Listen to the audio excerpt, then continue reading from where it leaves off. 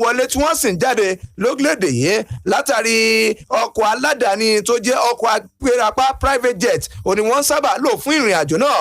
Ọ̀kan lára àwọn tó ṣe gbòógì lẹ́ka tó ń rí sí ètò ìgbòkègbodò ọkọ̀ òfurufú lórílẹ̀‐èdè Nàìjíríà eléyìí tó bá oníròyìn sọ̀rọ̀ ó ní wípé bí àwọn ṣe ń rí ìbuwọ́lù láti ọwọ́ iléeṣẹ́ tó ń rí sí ètò ìgbòkègbodò ọkọ̀ òfurufú òun ló rọrùn púpọ̀ ó ní bí wọ́n bá fẹ́ kóun bá wọn gba ìwé ìrìn àjò láti fò kúrò lórílẹ̀‐èdè Nàìjíríà tóun ṣe ń bá wọn sọ̀rọ̀ yìí ohun tóun yóò kọ̀ ṣe ni pé kóun kọ lẹ́tà lọ sí iléeṣẹ́ tó ń rí sí ọ̀rọ̀ àwọn ọmọ orílẹ̀‐èdè Nàìjíríà tó wà nílẹ̀ òkèrè wípé ẹni yìí ó fẹ́ lọ gba ìtọ́jú nílẹ̀ òkèrè ó ní lẹ́sẹ̀kẹsẹ̀ ó ní wọn yóò buwọ́lù lẹ́tà ọ̀hún tí wọn yóò sì láǹfààní láti kó sílẹ̀ òkèrè ó ní báwo ni wọ́n ṣe ń ṣe àti àwọn tó kù ó ní bí ẹnìkan bá kọ lẹ́tà pé ara òun ò yá o òun sì fẹ́ rìnrìn àjò lọ sílẹ̀ òkèrè ohun tó kọ̀ nílò láti ṣe ni pé kó kọ orúkọ àwọn kan eléyìí tí wọ́n jọ fẹ́ rìnrìn àjò lọ sílẹ̀ òkèrè kó sọ fún wọn pé mọ̀lẹ́bí wọn lòun o tí wọ́n fẹ́ lọ ràn wọ́n lọ́wọ́ nílẹ̀ òkèrè ó ní owó tí wọ́n yóò san bẹ̀rẹ̀ láti $4,000 $4,000 sí $14,000 $14,000 ó ní bó bá ṣe pọ̀ tó lọ́wọ́ rẹ̀ òun ló ṣe rírọ̀hún tó ó ń bẹ lójú ewé kejì ìwé ìròyìn Sunday Punch. $4,000 $14,000 owó ni o. ẹ jẹ́ ṣí ojú òpó ìròyìn ti Sunday Vanguard lójúmọ́ àárọ̀ yìí gẹ́gẹ́ bí mo ṣe rí inú ìwé ìròyìn yẹn tó wà níwájú mi gàdàgbà tó sọ pé àwọn ikọ̀ ọmọ ogun orílẹ̀-èdè wa Nàìjíríà ni wọ́n ti gbàgbára lọ́wọ́ àwọn agbésùmọ̀mí tí wọ́n jẹ́ 100 o tó dẹ̀ jẹ́ pé 23 òun náà lọ́wọ́ wọn ti tó ní apá àríwá ìwọ̀ oòrùn gẹ́gẹ́ bá a ti rí kà á gbọ́ pé iléeṣẹ́ ológun ilẹ̀ wa lórílẹ̀‐èdè wa Nàìjíríà ní àwọn tí wọ́n jẹ́ ọmọ ogun orí ilẹ̀ náà ni wọ́n ti sọ jáde o wípé ṣe rí àwọn ọmọ ogun orí ilẹ̀ orílẹ̀‐èdè wa Nàìjíríà lábẹ́ ikọ̀ kan tí wọ́n porúkọ wọn ní Operation Sahel Sanity òun náà ló jẹ́ pé wọ́n ti gba agbára lọ́wọ́ ikọ̀ àwọn agbésùmọ̀mí tí wọ́n tó 100 tó dẹ̀ jẹ́ pé 23 rẹ̀ òun náà ni ọwọ́ tún ti bà inú ètò tí wọ́n ń ṣe láti rí pé gbogbo àwọn igbó àti àwọn ibi kọ́lọ́fín tí àwọn ẹni yìí ń farasin sí gbogbo ibẹ̀ náà ni wọ́n wọ̀ tí wọ́n sì fọ̀ mọ́ ní tútù o gẹ́gẹ́ bá a ti rí a gbọ́ pé apá ibi tí wọ́n ti ń ṣiṣẹ́ ọ̀hún òun náà ni apá àríwá ìwọ̀ oòrùn orílẹ̀-èdè wa Nàìjíríà ẹnìkan tóun jẹ́ adelé ìyẹn ní o tó jẹ́ adelé olùdarí ní ẹ̀ka tó ń rí sí ọ̀rọ̀ ìfitónilétí ní ti ìròyìn iléeṣẹ́ ọmọ ogun ilẹ̀ wa ìyẹn ọ̀gágun Bernard Onyeuko òun náà ló sọ̀rọ̀ náà di mímọ̀ nígbà tó ń bá wọn akọ̀ròyìn sọ̀rọ̀ ìyẹn ní iléeṣẹ́ ológun eléyìí tó wà ní Faskari ní ìpínlẹ̀ Katsina gẹ́gẹ́ bó ṣe sọ̀rọ̀ oníṣẹ́ rí àwọn 14 míì tí wọ́n tún jẹ́ agbódegbà fún àwọn onísùmọ̀mí òun lọ́wọ́ tún ti bà ní Sokoto Katsina àti ìpínlẹ̀ Zamfara ìyẹn ní àwọn oṣù eléyìí tó ti kọjá sẹ́yìn bẹ́ẹ̀ bá fẹ́ kà lẹ́kùnrẹ́rẹ́ ìwé ìròyìn Sunday Vanguard òun ló kọ lójúmọ́ àárọ̀ yìí.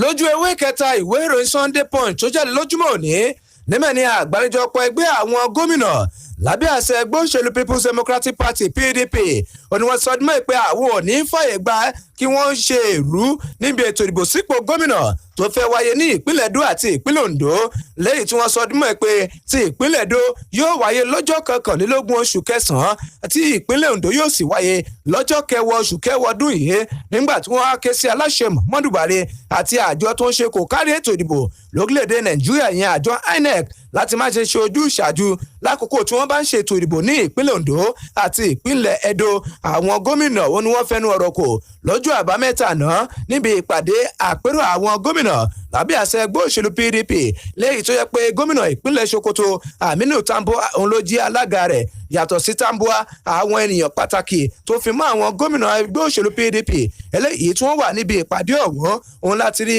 gómìnà ìpínlẹ̀ Abia Ikpe Okpiazo Ahmed Fitiriti ìpínlẹ̀ Adamawa Sẹ́nitọ̀ Bala Muhammed láti ìpínlẹ̀ Bauchi ọ̀jọ̀gbọ́n Ben Ayade láti ìpínlẹ̀ Cross River Nyesom Wike láti ìpínlẹ̀ Rivers àti Ifeanyi Okowa láti ìpínlẹ̀ Delta àwọn tó kù tó tún wà níbẹ̀ Dave Umahi láti ìpínlẹ̀ Bonny eléyìí yẹ pé igbákejì rẹ̀ òun ló wá aṣojú rẹ̀ ìyẹn ọ̀gbẹ́ni Eric Igwe Ifeanyi Egwayi ti ìpínlẹ̀ Enugu Ṣèyí Mákindé ti wà ní àyín láti ìpínlẹ̀ Ọ̀yọ́ Bello Mutawale láti ìpínlẹ̀ Zamfara àti gómìnà Godwin Obaseki ìpàdé àkọ́kọ́ rèé eléyìí tí gómìnà Godwin Obaseki yóò bá wọn kópa lẹ́bi àpérò àwọn gómìnà lábẹ́ àṣẹ ẹgbẹ́ òṣèlú PDP nígbà tí wọ́n wá kí gómìnà Godwin Obaseki kú oríire látàrí bó ṣe jáwé olúborí níbi ètò ìdìbò abẹ́lé ẹgbẹ́ òṣèlú PDP láti jẹ́ ọmọ oyè eléyìí tí yóò díje dupò gómìnà lábẹ́ àṣẹ ẹgbẹ́ òṣèlú PDP ní ìpínlẹ̀ Èdó.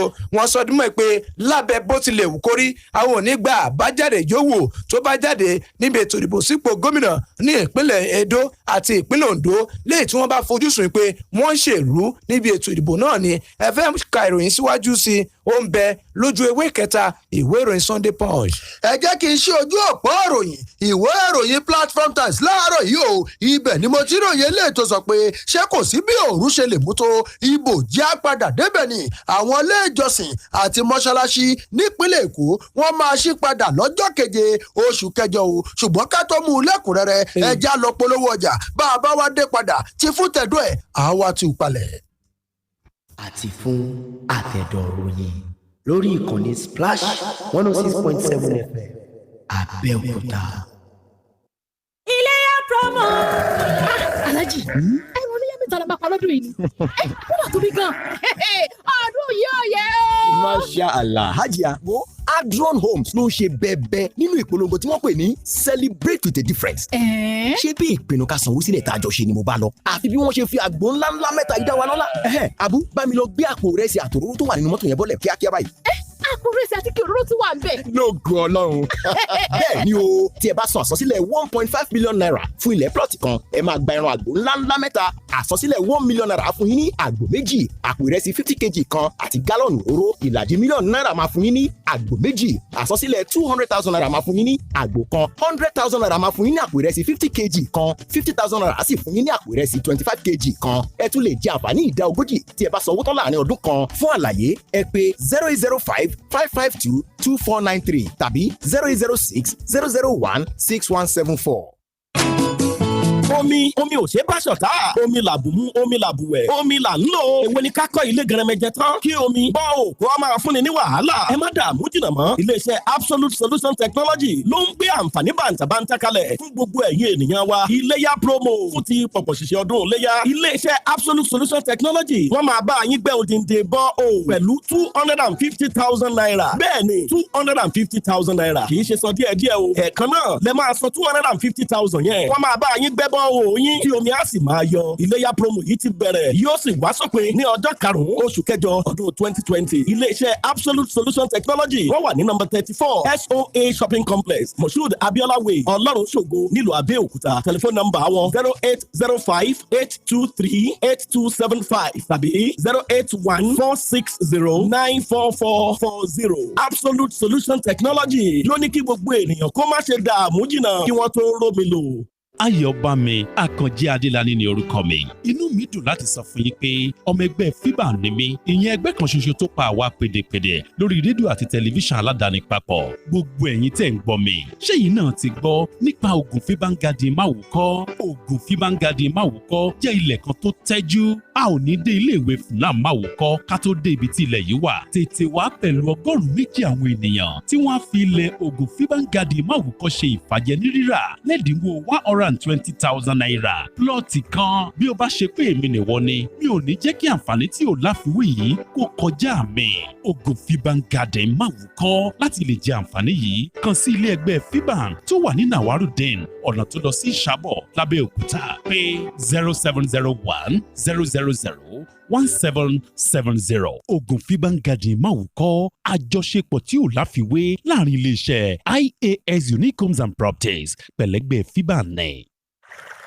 Báwo ni bọ́ọ̀lù yìí ṣe ń tẹ̀sí lẹ́nu báyìí? Ọ̀rọ̀ omi náà ti sú mi. Nígbà míì, àrùn, á dí tàbí kó ru. Wọ́n ti gbèrò ẹ̀ látẹ̀yìn nìyẹn. Ó ṣe pàtàkì tá a bá fẹ́ wá ẹni tó máa bá wa gbẹ́ bọ́ọ̀lù. Káwọ́ lóòótọ́ ọnú àtàkọ́ṣẹ́mọṣẹ́. Ẹni tó ní ìrírí tó jinlẹ̀ nípa oríṣiríṣi ilẹ̀ àti bó ṣe máa jìn tó láti kan omi gidi. Omi mímu. Iléeṣẹ́ Onyx Geo Services ní ká gbé fún. Kì í ṣe ní kì í ṣàná tá a ti ń gbẹ́ bọ́ọ̀lù. Tí ò sí wàhálà. Nítorí bọ́rọ̀ ajé ìlú ṣe rí. Iléeṣẹ́ Onyx Geo Services ti ṣàgbékalẹ̀ ẹ̀dínwó rẹpẹtẹ lórí geo survey àti bọ́ọ̀lù láàrin oṣù yìí títí dòpin ọdún. Àtúnṣe bọ́ọ̀lù maintenance àti water supply ní Onyx Geo Services. Ẹ má jẹ́ ń tàn yín. Geo survey la máa fi mọ ibi tó omi gidi wà lórí ilẹ̀ yín. Kò máa síbi tá àti nílò omi níbi iṣẹ́, nílé ìjọsìn, nílé, lóko àti lọ́ọ̀dẹ̀. Onyx Geo Services ni ẹ pè. Owó wa ò panilára. Ẹ kàn sí wa lónìí ní 26 Old Owode Road, Oníkólóbó, Abẹ́òkúta àti ní Bet Naija House, opposite Old Beauty, Abẹ́òkúta. 08068905083 tàbí 08062341993. Onyx Geo Services, omi làbùwẹ̀, omi làbùmú. àti fún àtẹ̀dọ̀ròyìn lórí ìkànnì Splash 106.7 FM Abẹ́òkúta.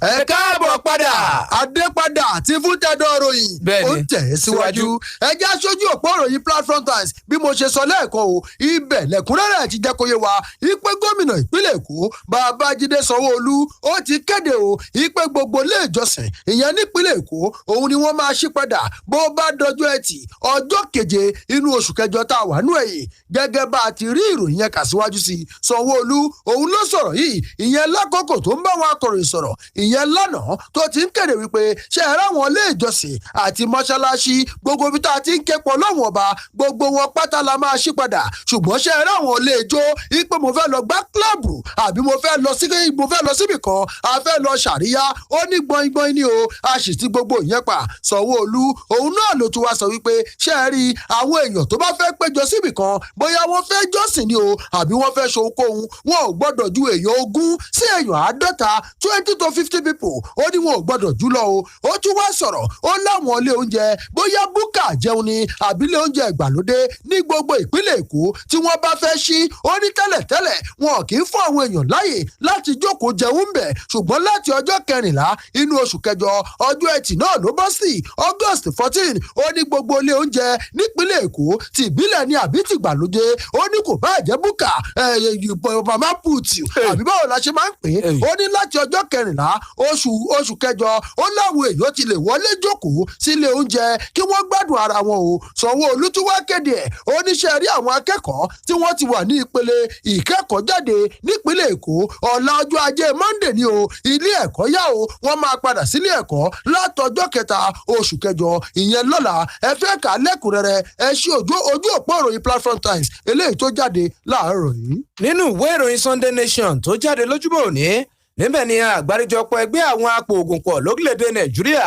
PCN ó ní wọ́n ti ṣàfihàn ìbànújẹ́ ọkàn wọn àti ohun tó ń dùn wọ́n lọ́kàn látàrí bí àjàkálẹ̀ àrùn COVID-19 lè tó fi ṣokùnfà kí wọ́n máa po oògùn pọ̀ lọ́nà àìtọ́ lórílẹ̀‐èdè Nàìjíríà àgbáríjọpọ̀ ẹgbẹ́ àwọn apòògùn lórílẹ̀‐èdè yìí ó ní wọ́n ṣe ìdámọ̀ ibi tí ìjọba kùn sí àti ìpèsè oògùn lílò lórílẹ̀‐èdè Nàìjíríà lẹ́yìn tí wọ́n sọ dúnmọ̀ pé ohun gbogbo túbọ̀ burú sí lẹ́ka náà látàrí àjàkálẹ̀ àrùn kòrónà eléyìí tó fi wọn lápè ní ìgbà tí ìjọba àpapọ̀ orílẹ̀‐èdè Nàìjíríà kọ́kọ́ kéde wípé kí ohun gbogbo ró wá pé kí oníkálukú kó fìdí mọ́lé wọ́n ní àkókò ìfìdímọ́lé ọ̀hún òun ló ṣokùnfà bí àwọn kan ṣe bẹ̀rẹ̀ sí nígùn lé ipò oògùn pọ̀ lọ́nà àìtọ́ lórílẹ̀‐èdè Nàìjíríà ẹgbẹ́ àwọn apòògùn pọ̀ lórílẹ̀‐èdè yìí ó ní wọ́n sọ dímọ̀ pé kò dín ní àwọn ilé ipò oògùn pọ̀ tí ò bá òfin mu tó tó 1,500 499 ó ní wọ́n sọ dímọ̀ pé wọ́n ti pa ní ìpínlẹ̀ Kwara lẹ́yìn tí wọ́n sì sọ dímọ̀ pé wọ́n ti ilé ipò oògùn pọ̀ lọ́nà àìtọ́ ọ̀ọ́dúnrún lé ní mẹ́rìndínlọ́gbọ̀n 326 ó ní wọ́n ti pa ní ìlú Ìlọrin tí ń ṣolúlu ìpínlẹ̀ Kwara bákan náà ni wọ́n sọ dímọ̀ pé láwọn bíi gbogbo lórílẹ̀‐èdè Nàìjíríà ó ní ìwà yìí ti ń lọ léyìí tí ò bá òfin mu lórílẹ̀‐èdè Nàìjíríà ó ń bẹ nínú ìwé ìròyìn Sunday Nation tó jáde lójúmọ́ òní. inú ìwé ìròyìn Sunday Vanguard tó jáde lójúmọ́ àárọ̀ yìí ni mo ti ròyìn eléyìí tó ti ń ké gbàjarì ẹ dákun ẹ gbà wá aṣòfin kan òun náà ló ti ké gbàjarì ìyẹn bí èèyàn 14 bó ṣe di pé wọ́n rì sínú omi ìyẹn lórí omi ti Badagry aṣòfin kan nípínlẹ̀ Èkó ọ̀gbẹ́ni David Ṣetọ́njì òun náà ló ti ké gbàjarì látàrí èèyàn 4 kan eléyìí tó jẹ́ pé wọ́n rì sínú omi ni o nígbà tí wọ́n fẹ́ wọ ìlú Badagry ìyẹn lọ́jọ́rú ọjọ́ Wednesday ọ̀sẹ̀ tá a wà nú èyí gẹ́gẹ́ bá a ti rí àjọ akọ̀ròyìnjọ lórílẹ̀‐èdè wa Nàìjíríà àwọn náà ni wọ́n mú ìròyìn yẹn lẹ̀ wípé èèyàn 10 ó kéré jù òun ló gbẹ̀mí mì tó sì jẹ́ pé èèyàn 4 òun ni wọ́n ṣì ń wá tí wọn ò tí ì rí o lákòókò tí ọkọ̀ kan tó déédé dànù sórí omi ìyẹn ní Badagry ìyẹn ní agbègbè Kirikiri tó dẹ̀ jẹ́ pé Badagry ni wọ́n lọ o bó ṣe dé Kirikiri òun náà ni wọ́n dànù ìyẹn nípínlẹ̀ Èkó ìyẹn lọ́jọ́rú gẹ́gẹ́ bá a ti rí Ṣẹ̀ntọ́njì tó jẹ́ ọmọlẹ́gbìmọ̀ aṣòfin ti ìpínlẹ̀ Èkó tó ń ṣojú agbègbè ìdìbò ti Badagry kejì ibẹ̀ ló ti wá sọ̀rọ̀ nígbà tó ń bá àwọn akọ̀ròyìn sọ̀rọ̀ ìyẹn lánàá ó níṣẹ́ rí kíní yóò déédéé ṣẹlẹ̀ àwọn ènìyàn tó wọkọ̀ ojú omi yìí ó ní ọkọ̀ ọlẹ̀ òun ni wọ́n máa ń wọ̀ tẹ́lẹ̀tẹ́lẹ̀ ṣùgbọ́n látàrí orí afárá Badagry Badagry eléyìí tó jẹ́ pé ó ti jálulẹ̀ látàrí àwọn òjò tó ń rọ̀ lẹ́nu ọjọ́ mẹ́ta yìí ó lóun ló fà á táwọn èèyàn ṣe wò pé báwọn ò bá lè wọkọ̀ orí ilẹ̀ ó dáa káwọn ó kún wọkọ̀ ojú omi ṣùgbọ́n bí wọ́n ti wọkọ̀ ojú omi òun náà ni ọkọ̀ náà ló dànù sínú omi o gẹ́gẹ́ bí ìwádìí tí àjọ akọ̀ròyìnjọ lórílẹ̀‐èdè wa Nàìjíríà tí wọ́n ṣe a gbọ́ pé ìjọba ìpínlẹ̀ Èkó àwọn gangan ni wọ́n wà ní ìkápá eléyìí tó jẹ́ ti ojú ọ̀nà Ìgànmú sí Òkòkò Michael ṣùgbọ́n eléyìí tó ní ṣe pẹ̀lú ọ̀nà Òkòkò Michael sí Àgbàrá ọ̀dọ̀ ìjọba àpapọ̀ ìyẹn àjọ tó ń bójútó ojú òpópónà tí wọ́n jẹ́ tìjọba àpapọ̀ ọ̀dọ̀ wọn nìyẹn wà àwọn méjèèjì ló ní àbójútó ojú ọ̀nà eléyìí tó ti bàjẹ́ yìí tó jẹ́ káwọn èèyàn kí wọ́n lọ gborí omi o tẹ́ ẹ bá fẹ́ kà lẹ́kùnrẹ́rẹ́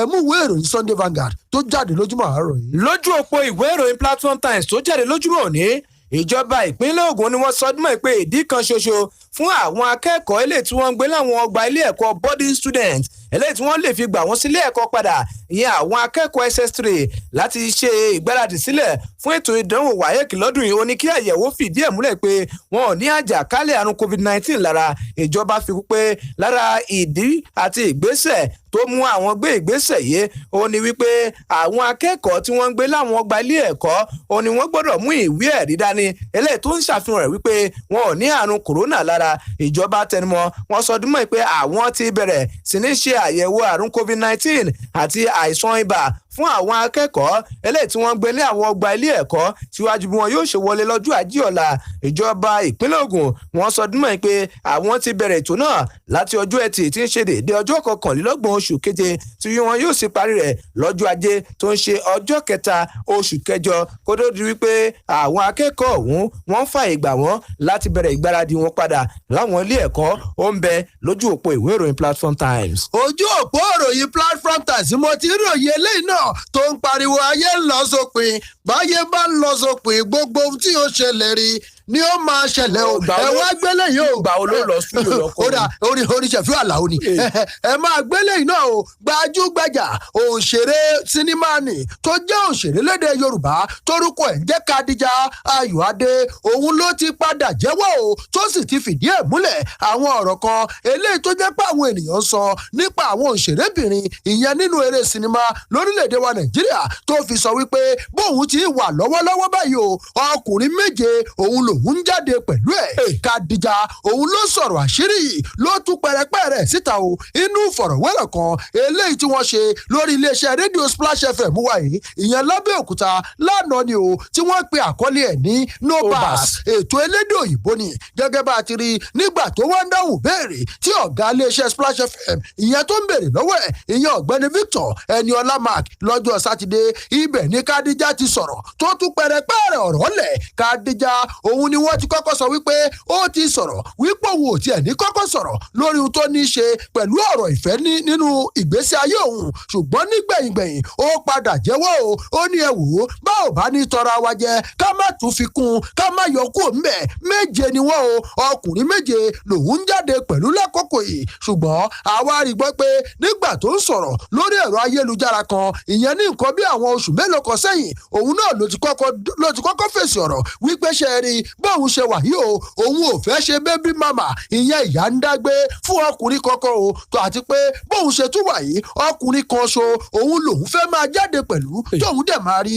bí adé orí òun o ṣùgbọ́n nígbà tó wá ń sọ̀rọ̀ lánàá bó tiẹ̀ jẹ́ pé kò sọ ohun tó ṣokùnfà bó ṣe yí ìpinnu rẹ̀ padà Kadija wá sọ pé ẹ dákun o ẹ má jẹ́ kí n dárúkọ wọn lórí afẹ́fẹ́ ṣùgbọ́n mo fẹ́ fi dá yín lójú pé méje ni wọ́n o ọkùnrin tó wà lọ́rùn tèmi nìkan tí mò ń jáde pẹ̀lú ẹ fẹ́ kà lẹ́kùnrẹ́rẹ́ ojú òpó ìròyìn Platform Times tó jáde láàárọ̀ yìí ibẹ̀ náà lẹ ti máa rí kà. kó tó di pé akáàdì abala yìí ńlẹ̀ ká tó fún ẹ̀yin ará ilé láti pè sórí ètò ti fún tẹ̀dọ̀ ìròyìn ẹ jẹ́ kí n mú ìwé ìròyìn Sunday Vanguard tó jáde lójúmọ́ òní níbẹ̀ ni ìjọba ìpínlẹ̀ Èkó ti sọ dímọ̀ pé àwọn ti bẹ̀rẹ̀ sí ní fi àwọn oògùn apakòkòrò sáwọn ilé ẹ̀kọ́ ìjọba káàkiri ìpínlẹ̀ Èkó ní ìgbáradì sílẹ̀ fún àwọn akẹ́kọ̀ọ́ tí wọn yóò wọlé lọ́jọ́ Ajé ọ̀la akọ̀wé lọ́fíìsì tó ń rí ṣètò àyíká ní ìpínlẹ̀ Èkó arábìnrin Adérónkẹ́ Ọ̀dẹ́nẹ̀yẹ ó sọ ilé ìdí mẹ́wọ̀n nínú àtẹ̀jáde tó síta lọ́jọ́ àbámẹ́ta àná ó ní ọ̀pọ̀lọpọ̀ àwọn ilé ẹ̀kọ́ ìjọba eléyìí tó wà lẹ́kùn 6 ní ìpínlẹ̀ Èkó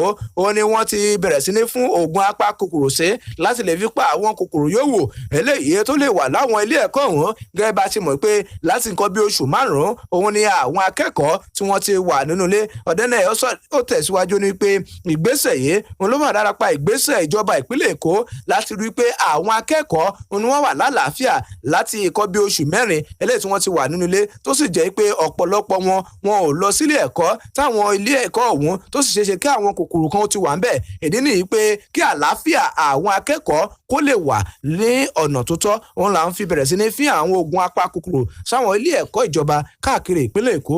Ó ń bẹ nínú ìwé ìròyìn Sunday Vanguard tó jáde lójúmọ́ òní. Ó dáa ká torí àkókò wa ká máa bá gómìnà Fáyẹmí náà yọ̀ nípínlẹ̀ Èkìtì torí pé ọjọ́ 9 péré ló gba gómìnà tó fi jàjàbọ́ lọ́wọ́ COVID-19 ṣùgbọ́n torí àkókò ẹ jẹ́ ká lọ sọ́dọ̀ ẹ̀yin olùgbọ́ wa ká gbọ́ ohun tẹ́yin náà ní sọ pẹ̀lú àwọn ìròyìn tá a ti mú láàárọ̀ yìí. Ẹ má wá gbàgbé àwọn òfin wa o ẹ yí rédíò lọlẹ̀ ká lè gbọ́ yín dáadáa kẹ́ẹ̀dẹ̀ dárúkọ yín àti ibi tẹ̀ tí ń pè. Kọ́ máa sọ̀rọ̀ àlùfànṣá sí ìjọba. Ẹ má sọ̀rọ̀ àlùfànṣá sẹ́nikẹ́ni ẹ má sọ̀rọ̀ àlùfànṣá 0704 400 1067 àti 0814 0817 444 1067 0817 555 1067. Ẹ káàárọ̀ o. Hello. Hello, ẹ káàárọ̀. Ẹ káàárọ̀ sà. Àkójúmọ́ sà.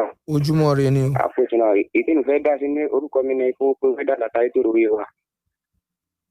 So ìdí nìfẹ́ dá sí bẹ́ẹ̀ ni pé bí àwọn ìjọba wa yìí wọ́n jọ̀ nítorí Ọlọ́run gbogbo àwọn tí wọ́n bó lọ́wọ́ wọn kan ṣe bá kan ṣà o tí wọ́n àti ìrọ̀lẹ́ ẹjọ́ kankan dá lórí wọn. Wọ́n ṣàánú wọ́n jẹ́ kókó nǹkan tó bá fẹ́ dá lórí ọ̀rẹ́ ẹjọ́ tó bá fẹ́ dá lórí wọn kọ́ tètè dá ní kíá.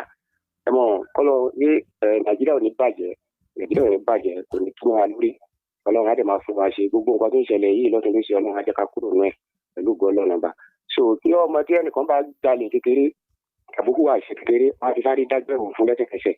So kí ló wá lẹ́sẹ̀ àwọn tó pé ti mọ̀ gbogbo wa ti mọ̀ lọ́tún ló ṣe so tán ti mọ̀ ó yẹ kó tètè dájọ́ tí wọ́n náà kàn lọ. So Flash FM kò ní bàjẹ́ o. Ẹ ṣe àdúgbò ẹ já wo ẹlòmíì lójú òpó. Hello. Ẹ káàárọ̀ o.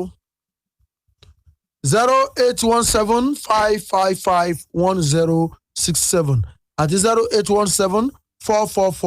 0817-444-1067. Ẹ káàárọ̀. Hello. Ìyẹ́rì. Ẹ káàárọ̀ o.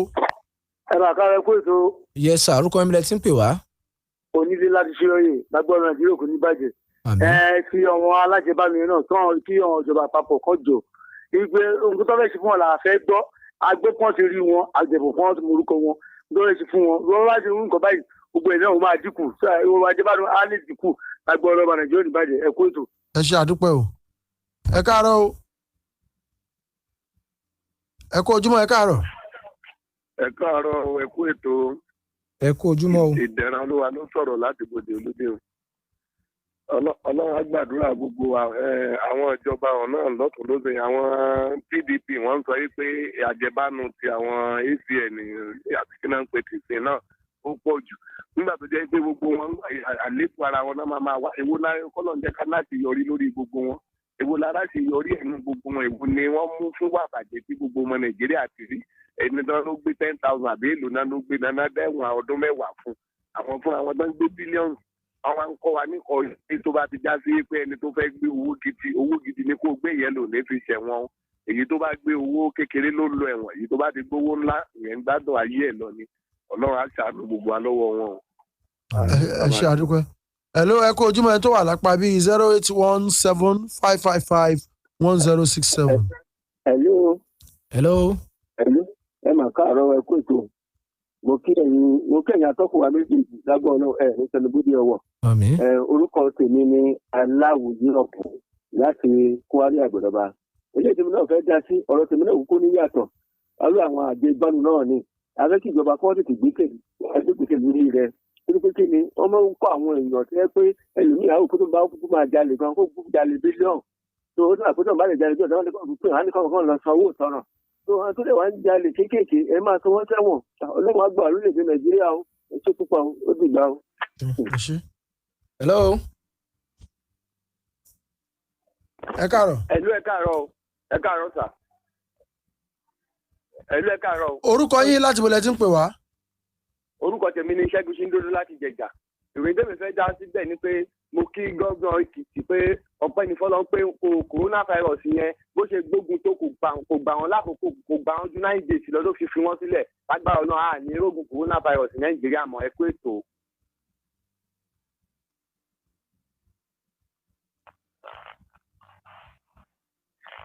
hello. hello. hello. ẹ káàárọ̀ atọ́kùn méjèèjì àtàkùn. àmín. ẹgbà Ọlọ́run àṣẹ ilẹ̀ máa ti sẹ́yìn. ọ̀rọ̀ tèmi náà níyàtọ̀ inú mi dùn tó yẹ pé ọ̀gá olórí orílẹ̀-èdè wa ó fẹnu ara ẹ̀ sọ pé àwọn tó ń bá àwọn ṣiṣẹ́ àwọn náà tó jẹ́ olè olóòótọ́ èèyàn dẹ̀ ni bàbá yẹn ó dáì gbogbo àwọn tó ń bàjẹ́ tó jólè yẹn gbogbo wọn ni kó dà sí ẹ̀wọ̀n kó lè jẹ́ fún àwọn tó kù kí Nàìjíríà kó lè ráyè iléeṣẹ́ yóò ní bàjẹ́. ẹ ṣe kì í ṣe gbogbo àwọn tó ń bá wọn ṣiṣẹ́ àwọn kan tí wọ́n lọ fi sí orí ipò ni wọ́n sọ pé ó dójú tàwọn pẹ̀lú wà tí wọ́n wù ká fàlà sí di yẹn. ẹ káàárọ̀ o. hello. hello ẹ káàárọ̀. ẹ bá a gbóhùn sókè dáadáa. adúgbòta kò tó wọlé lónìí nǹkan tó ń gbọ́dọ̀ orúkọ tèmi ni ti gbọ́lá ní kàrí láti lè gùn tó ń fà. à ń gbọ́ yín. adúpẹ́ lọ́wọ́ ìjọba Nàìjíríà lọ́jọ́ káwọn ọmọ iléèwé yẹn kọ́ wọlé o jóni sí ni wọn kó wa jìnnà pẹ́ o mo ti ẹ̀dùpẹ́ tó mo pè lónìí ó wọlé àti máa dá sí i. adúpẹ́ mà ẹ ṣe adúpẹ́ o. àwọn akẹ́kọ̀ọ́ ilé kẹta SS3 wọn ni wọ́n fẹ́ wọlé lọ́jọ́ ajé o. hello ẹ káàárọ̀. 08174441067. hello. hello. ẹ káàárọ̀ sir. yes sir. à ń gbọ́ yín.